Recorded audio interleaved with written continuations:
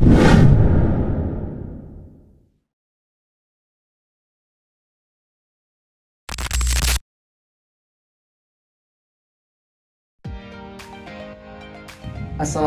warahmatullahi wabarakatuh.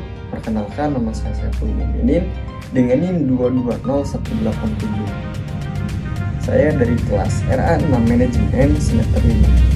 Tujuan saya membuat video ini yaitu untuk memenuhi tugas UAS mata kuliah Manajemen Sumber Daya Manusia dengan dosen pengampu Bapak Abdul Wahid Al-Fariji, SEMM CPN. Nah, di dalam video ini saya akan menjelaskan dua materi, yaitu materi yang pertama mengenai membangun kerjasama tim, dan materi yang kedua yaitu mengenai audit SBM. Untuk lebih jelasnya, silahkan simak video ini sampai selesai. Nah, di sini materi yang pertama yaitu membangun kerjasama tim.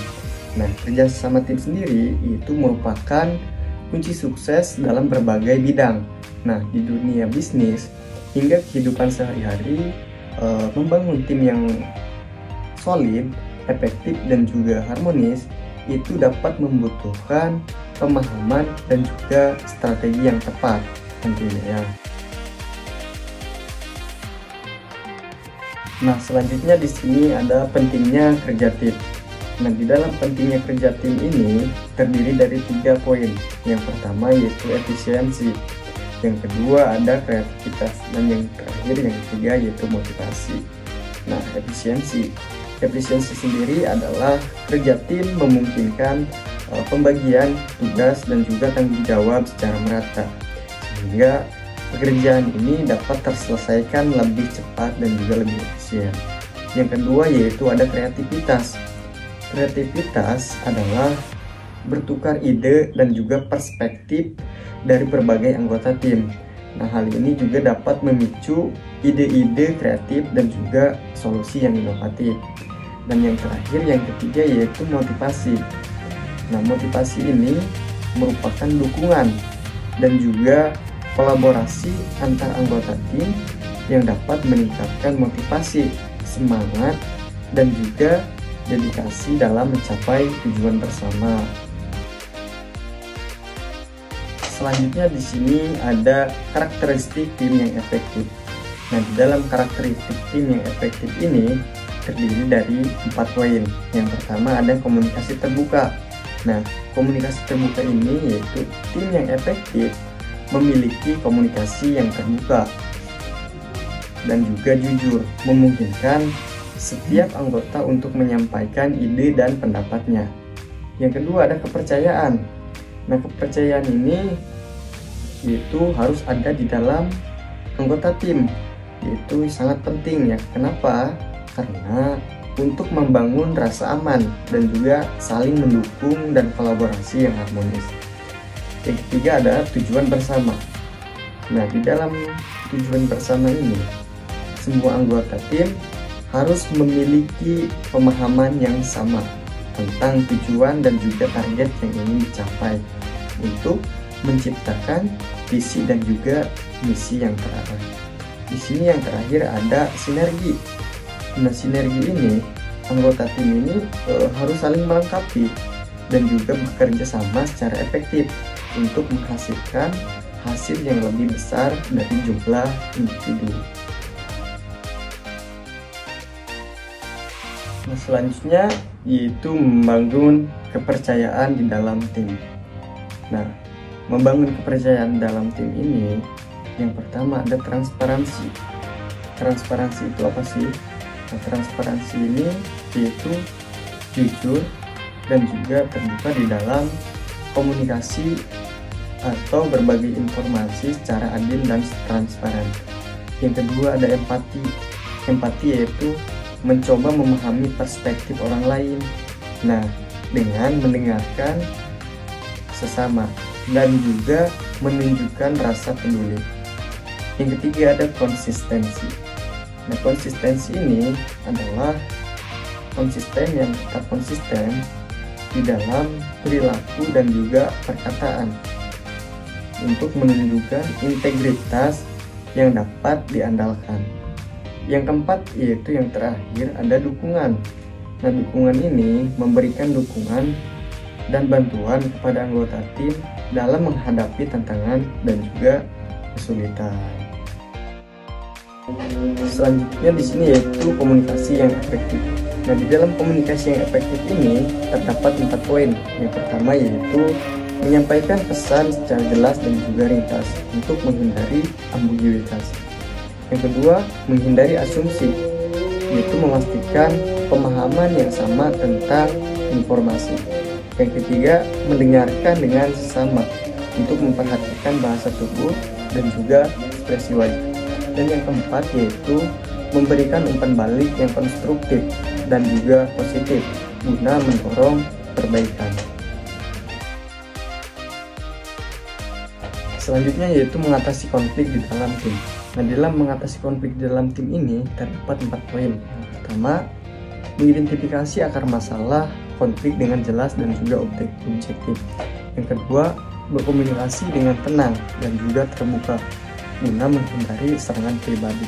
Dan yang ketiga yaitu cari solusi yang saling menguntungkan, fokus pada tujuan bersama.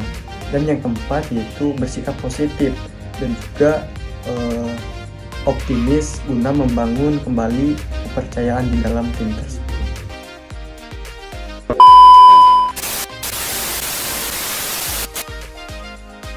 Nah, selanjutnya yaitu materi yang kedua mengenai audit sumber daya manusia.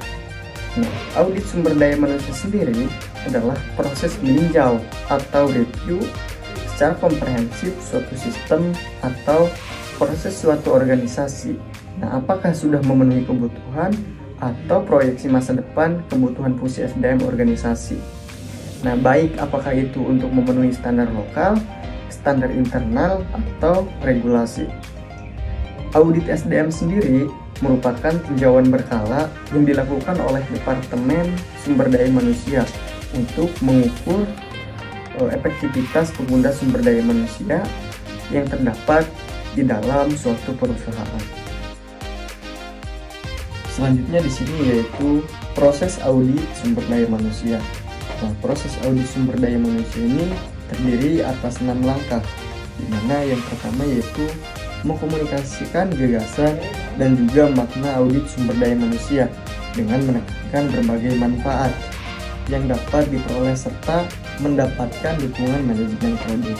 Yang kedua yaitu memilih personalia dengan berbagai keterampilan dan juga menyusun tim audit serta memberikan pelatihan yang dibutuhkan. Yang ketiga yaitu mengumpulkan data dari berbagai jenjang, fungsi dan unit yang berbeda dalam organisasi. Yang keempat yaitu menyiapkan laporan audit bagi para manajer dan lini dalam evaluasi Departemen Sumber Daya Manusia. Yang kelima yaitu membahas laporan dengan para manajer, mengoperasikan terkait dengan yang kemudian menindaklanjuti hasil evaluasi.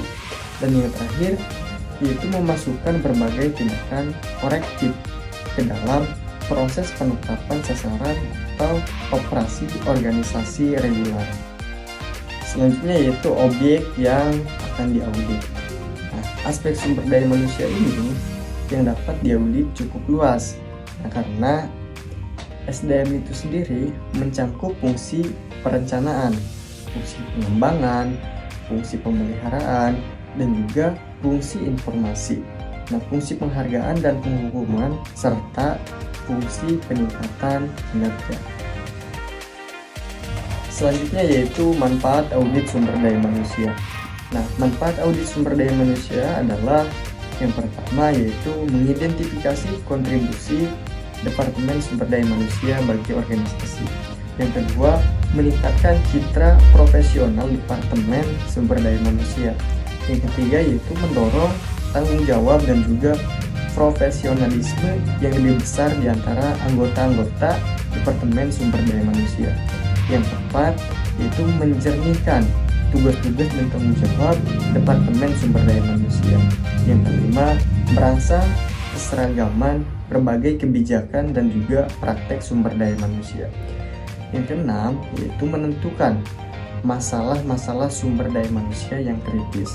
Yang ketujuh yaitu memastikan ketaatan yang tepat waktu terhadap ketentuan ilegal. Yang kedelapan yaitu mengurangi biaya sumber daya manusia melalui prosedur dan juga personalia yang efektif. Yang kesembilan yaitu menciptakan peningkatan penerimaan dan juga perubahan yang dibutuhkan di dalam Departemen Sumber Daya Manusia. Dan yang terakhir yaitu mewajibkan suatu telaah yang cermat atas sistem informasi departemen. Mungkin hanya itu yang dapat saya sampaikan. Kurang lebihnya mohon maaf. Assalamualaikum warahmatullahi wabarakatuh.